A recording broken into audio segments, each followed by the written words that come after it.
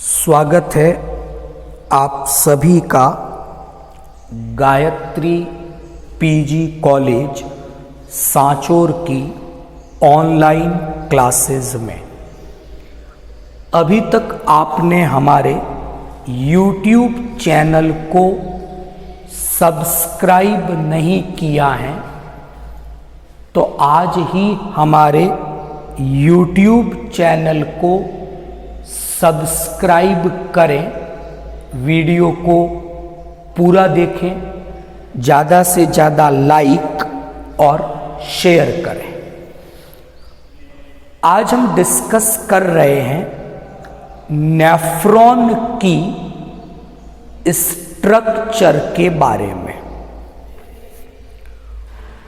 और आज का जो हमारा टॉपिक है ये बीएससी पार्ट 3 जूलॉजी के first paper animal physiology and biochemistry का एक टॉपिक है। कल हम लोगों ने डिस्कस किया था टाइप ऑफ नेफ्रॉन के बारे में और हमने ऐसा बताया था कि किडनी में कॉर्टिकल टाइप के नेफ्रॉन और जक्स्टा मेड्यूलरी टाइप के नेफ्रॉन प्रेजेंट होते हैं। और कल के लेक्चर में हम लोगों ने इन दोनों टाइप के नेफ्रॉन में क्या डिफरेंसेस हैं वो डिस्कस किए थे। आज हम एक ब्रीफ डिस्कशन नेफ्रॉन की स्ट्रक्चर के बारे में करेंगे। तो स्टार्ट करते हैं नेफ्रॉन की स्ट्रक्चर या नेफ्रॉन की संरचना के बारे में। नंबर 1, नेफ्रॉन जो हैं ये किडनी की स्ट्रक्चरल एंड फंक्शनल यूनिट है। किडनी वर्टिब्रेट का मेन एक्सक्रीटरी ऑर्गन है और उस किडनी में कुछ यूनिट स्ट्रक्चर्स प्रेजेंट रहती हैं और किडनी की यही यूनिट स्ट्रक्चर्स नेफ्रॉन कहलाती हैं। हम जो नेफ्रॉन की स्ट्रक्चर आज डिस्कस कर रहे हैं वो ह्यूमन के कंसर्न में डिस्कस कर रहे हैं। किडनी में अप्रोक्सीमेटली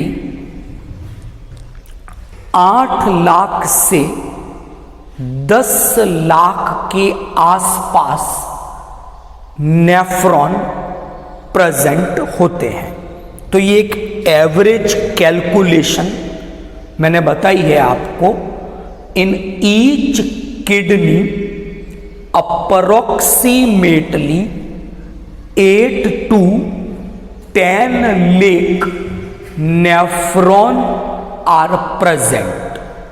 तो एक किडनी की मैंने बात की, एक किडनी में अप्रोक्सीमेटली 8 से 10 लाख नेफ्रॉन प्रेजेंट रहते हैं। दूसरी बात, ये जो नेफ्रॉन किडनी में प्रेजेंट हैं ये रीजनरेट नहीं हो सकते, यानी नए नेफ्रॉन का निर्माण संभव नहीं है। अच्छा, इसी के साथ एक बात और जुड़ी हुई है, एजिंग के साथ साथ जैसे जैसे आयु बढ़ती है नेफ्रॉन का नंबर डिक्रीज होता जाएगा, यानी जो फंक्शनल नेफ्रॉन हैं उनके नंबर में कमी आती जाएगी। और ऐसा साइंटिस्ट बताते हैं कि आफ्टर 40 इयर्स ऑफ एज, 40 वर्ष की आयु के बाद किडनी में जो फंक्शनल नेफ्रॉन है उनके नंबर में 10% कमी आ जाएगी। और ऐसा हर 10 वर्ष के बाद, देन 50 to 60, 60 to 70 की एज, ऐसे हर 10 वर्ष में 10% फंक्शनल नेफ्रॉन कम होते जाएंगे। Is that clear? तो ये एक छोटी सी जानकारी नेफ्रॉन के बारे में डिस्कस की। ओके, अगर हम किडनी की स्ट्रक्चर देखें तो वहां पर renal cortex, it is the outer part of kidney, and renal medulla, it is the inner part of kidney. तो जो ये नेफ्रॉन है ये किडनी के फंक्शनल पार्ट में प्रेजेंट है और उसे हम रीनल पैरेन्काइमा के नाम से जानते हैं। So the renal parenchyma is the functional part of kidney and where nephrons are present. तो नेफ्रॉन की जब हम स्ट्रक्चर देखते हैं तो वहां हम ऐसा पढ़ेंगे कि नेफ्रॉन के कुछ पार्ट कॉर्टेक्स रीजन में है और कुछ पार्ट मेड्यूला वाले भाग में है। तो जो रीनल पैरेन्काइमा है, जहां ये नेफ्रॉन प्रेजेंट है, ये रीनल पैरेन्काइमा, रीनल कॉर्टेक्स और रीनल मेड्यूला दोनों को कवर करता है। अब हम डिस्कस करते हैं नेफ्रॉन की स्ट्रक्चर की मैं बात करूं तो अगर मैं नेफ्रॉन की स्ट्रक्चर देखता हूं तो ब्रॉडली मैं बात करूं, मोटे रूप से बात करें तो नेफ्रॉन की स्ट्रक्चर में 2 पार्ट दिखेंगे। Is that clear? आज का मेरा लेक्चर जो नेफ्रॉन की स्ट्रक्चर का फर्स्ट पार्ट है, और ये फर्स्ट पार्ट में नेफ्रॉन के स्ट्रक्चर में जो पहला पार्ट है, it is a cup like structure और जिसे नाम दिया गया है बोमन्स कैप्सूल। मैं उसके बारे में आज डिस्कस करूंगा। तो नेफ्रॉन की स्ट्रक्चर में जो फर्स्ट पार्ट दिखता है, it is a cup like structure and that particular structure is called Bowman's capsule. तो एक तो हम इस बोमन्स कैप्सूल के बारे में डिस्कस करेंगे। नेफ्रॉन की स्ट्रक्चर में जो दूसरा पार्ट है जिसके बारे में मैं कल के लेक्चर में डिस्कस करूंगा, वो इसका ट्यूब्यूलर पार्ट है। It is in the form of A tube, it is a tube like structure. तो उसके बारे में हम कल डिस्कस करेंगे। तो पहली बात मैंने की, नेफ्रॉन की स्ट्रक्चर में जो इनिशियल पार्ट है, it is a cup like structure and it is called Bowman's capsule. तो समझते हैं इसके बारे में। Okay, clear? यहां तक कोई दिक्कत नहीं। Bowman's capsule, it is a cup like structure, मैंने यहां पर इसे मेंशन किया है। Is it clear? ये जो स्ट्रक्चर आपको दिख रही है, इट इज बोमन्स कैप्सूल। ये जो स्ट्रक्चर है बोमन्स कैप्सूल। क्लियर? ये स्ट्रक्चर आपको दिख रही होगी। अब इस बोमन्स कैप्सूल में एक स्ट्रक्चर और प्रेजेंट है, ये जो यहां पर बनाई मैंने, that particular structure which is present in Bowman's capsule. मैं या ऐसा कहूं कि ये जो स्ट्रक्चर है, इस स्ट्रक्चर को सराउंड किया है, घेरा हुआ है, किसने? बोमन्स कैप्सूल ने। And that particular structure is called glomerulus.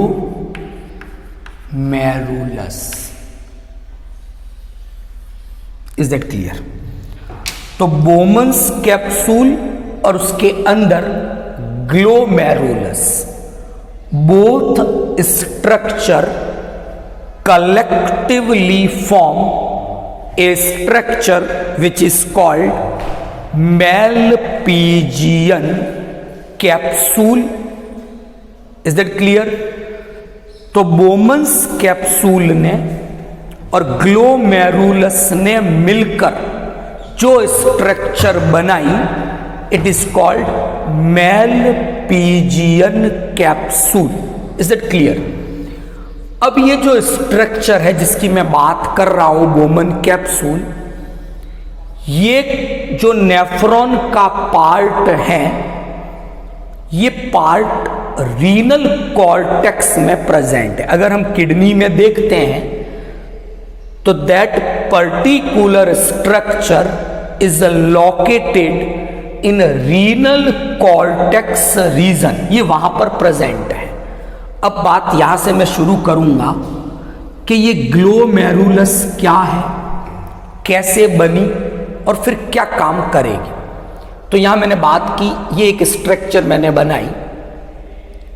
इस स्ट्रक्चर का नाम है एफेरेंट रीनल आर्टेरियोल। हिंदी में इसे अभिवाही वृक्क धमनिका के नाम से जानते हैं। तो ये ब्लड को इस बोमन कैप्सूल में लेकर आती है। तो मैंने एरो लगाया इस तरफ, डायमीटर ज्यादा है। दूसरी ये स्ट्रक्चर है जो ब्लड को इस बोमन कैप्सूल से बाहर ले जाएगी। That particular structure is called efferent renal arteriole. ये अपवाही वृक्क धमनिका, अभिवाही से ब्लड आएगा, अपवाही से बाहर निकल जाएगा। डिफरेंस मैंने क्या बनाया? अभिवाही का डायमीटर थोड़ा ज्यादा है, अपवाही का डायमीटर थोड़ा कम है। क्या फायदा है इसका? वो जब हम यूरिन फॉर्मेशन की प्रोसेस पढ़ेंगे तो उस समय उसे डिस्कस करेंगे अलग से। अब अभिवाही और अपवाही के बीच में यहां पर किसमें? इन बोमन्स कैप्सूल, ये एक कैपिलरीज का नेटवर्क बनता है। बॉडी में सब जगह बनता है। तो यहां पर ये रुधिर केशिकाओं का एक जाल बना। That particular network of blood capillary is called here glomerulus. उस केशिकाओं के जाल को यहां पर ग्लोमेरुलस ये नाम दिया गया है। Is it clear? बाकी की जो कैपिलरी है उसके कंपैरिजन में ग्लोमेरुलस थोड़ा अलग है। कैसे? कि एक तो यहां पर ब्लड का प्रेशर हाई रहेगा, बाकी की शरीर की जो कैपिलरीज हैं वहां इसके कंपैरिजन में ब्लड प्रेशर थोड़ा कम रहता है। दूसरा, ग्लोमेरुलस की जो मेम्ब्रेन है वो मोर परमिएबल है बॉडी की दूसरी कैपिलरीज के कंपैरिजन में। तो ये जो दो रीजन हैं वो ब्लड फिल्ट्रेशन को फेवर करते हैं ताकि ज़्यादा बढ़िया तरीके से ब्लड को फिल्टर किया जा सके। इसलिए यहां पर ये दो एडजस्टमेंट, दो एडप्टेशंस दिखते हैं। Is it clear? तो ग्लोमेरुलस इन दोनों के बीच में बना एक प्रकार की कैपिलरी है ये। इस पूरी स्ट्रक्चर को हमने मेलपीजियन कैप्सूल कहा, और इस ग्लोमेरुलस और बोमन्स कैप्सूल के बीच में कहा ये जो स्ट्रक्चर बच गई, that particular structure is called Bowman's space, इसको हम कहते हैं। तो Bowman space is a area which is present between glomerulus and Bowman's capsule. इनके बीच का जो हिस्सा है it is called Bowman's space. तो फिल्ट्रेशन के बाद ब्लड का जो हिस्सा फिल्टर हो जाता है वो पहले बोमन स्पेस में आएगा, एंड देन फिर नेफ्रॉन का जो ट्यूब्यूलर पार्ट है उसमें एंटर हो जाता है। तो ये जो मेलपीजियन कैप्सूल है यानी बोमन कैप्सूल, ग्लोमेरुलस, यहां पर यूरिन फॉर्मेशन से रिलेटेड एक इंपॉर्टेंट प्रोसेस होती है which is called ultra filtration, Hindi में जिसे परानिस्यंदन कहा जाता है। वो प्रोसेस इस मेलपीजियन कैप्सूल में कंप्लीट होती है। यहां तक ठीक। तो अब हम डिस्कस करते हैं कि ये जो बोमन्स कैप्सूल है, ग्लोमेरुलस है, इसकी स्ट्रक्चर कैसी है, क्या ऐसे स्पेशियल अरेंजमेंट या ऐसी क्या स्पेशियल प्रॉपर्टीज हैं इसकी कि यहां पर अल्ट्रा फिल्ट्रेशन की प्रोसेस पॉसिबल हो पाती है। तो डिस्कस करते हैं यहां पर जो पूरा बोमन कैप्सूल है, ये जहां ये अल्ट्रा फिल्ट्रेशन की प्रोसेस हो रही है, ये स्क्वैमस एपिथेलियम, हिंदी में मैं इसे कहूं शल की उपकला ऊतक से बना हुआ है। स्क्वैमस एपिथेलियम है, इसलिए सरफेस एरिया बढ़ जाएगा, और सरफेस एरिया इंक्रीज होगा तो फिल्ट्रेशन के लिए एक लार्ज एरिया अवेलेबल हो पाएगा। तो बेहतर फिल्ट्रेशन हो इसके लिए लार्ज एरिया चाहिए, इसलिए ये पूरी structure squamous epithelial tissue Shalki उपकला ऊतक से बनी हुई होती है। अच्छा, यहां अल्ट्रा फिल्ट्रेशन हो रहा है, तो जब हम अल्ट्रा फिल्ट्रेशन पढ़ते हैं तो वहां ऐसा डिस्कस करते हैं कि अल्ट्रा फिल्ट्रेशन की प्रोसेस दो इंपॉर्टेंट एस्पेक्ट पर काम करती है। उसमें से पहली एस्पेक्ट तो है नेट फिल्ट्रेशन प्रेशर की, कि प्रेशर की रिक्वायरमेंट है, बिना उस प्रेशर के अल्ट्रा फिल्ट्रेशन पॉसिबल नहीं है। और दूसरी जो इंपॉर्टेंट एस्पेक्ट है वहां पर वो है फिल्ट्रेशन बैरियर्स की, कि ब्लड के कौन से कंपोनेंट फिल्टर हो जाएंगे, कौन से कंपोनेंट फिल्टर नहीं होंगे। तो यहां पर ये ग्लोमेरुलस और बोमन्स कैप्सूल 3 बैरियर्स बनाते हैं फिल्ट्रेशन के लिए। तो हम डिस्कस करते हैं वो बैरियर्स क्या है। हालांकि जब हम अल्ट्रा फिल्ट्रेशन डिस्कस करेंगे तो डिटेल इनके बारे में डिस्कस करेंगे। फर्स्ट जो मेम्ब्रेन या बैरियर है वो इस ग्लोमेरुलर जो कैपिलरी है, केशिकाएं हैं, इसकी एंडोथीलियल मेम्ब्रेन है। तो ये एंडोथीलियल मेम्ब्रेन फर्स्ट बैरियर का फॉर्मेशन करती है। और क्या देखते हैं हम यहां पर, इस एंडोथीलियम की स्ट्रक्चर में हमें दिखता है कि कुछ पोर्स प्रेजेंट है। These pores are called fenestrae. ये पोर्स हैं जो एंडोथीलियम में प्रेजेंट है और इनका साइज अप्रोक्सीमेटली 500 to 1000 एंगस्ट्रम के आसपास होता है, तो पर्याप्त बड़ा साइज है। एंडोथीलियम एक बेहतर बैरियर का काम नहीं कर पाती है, इसलिए अधिकांश कंपोनेंट फिल्टर होकर कैपिलरी से बाहर आ जाएंगे। सेकंड जो लेयर है फिल्ट्रेशन की बैरियर, वो है बेसमेंट मेम्ब्रेन, आधारीय झिल्ली। अगर मैं इस बेसमेंट मेम्ब्रेन का कंपोजिशन देखता हूं तो इस मेम्ब्रेन के अंदर कोलेजन के फाइबर, प्रोटियोग्लाइकेन्स, ऐसे कुछ सब्सटेंसेस प्रेजेंट होते हैं। तो ये जो कोलेजन है, प्रोटियोग्लाइकेन्स हैं, ये सभी निगेटिवली चार्ज्ड मॉलिक्यूल्स हैं।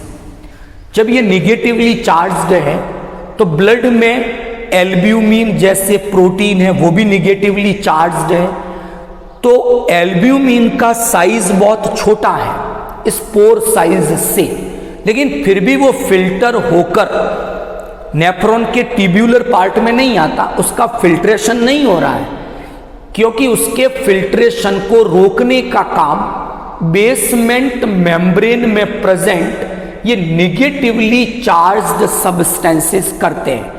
तो एल्ब्यूमिन निगेटिवली चार्ज्ड है, बेसमेंट मेम्ब्रेन में ये सब्सटेंसेस हैं वो इस मेम्ब्रेन को भी निगेटिव चार्ज देते हैं, इसलिए निगेटिव से निगेटिव रिपल्स हो जाता है, इसलिए पॉजिटिव इजीली फिल्टर हो पाते हैं, निगेटिव कंपोनेंट का फिल्ट्रेशन नहीं हो पाता है। उसके बाद एक एपिथेलियल लेयर है बोमन्स कैप्सूल की। अगर मैं इसकी स्ट्रक्चर देखता हूं तो यहां पर स्पेशियल टाइप की सेल्स हैं, दे आर कॉल्ड पोडोसाइट्स।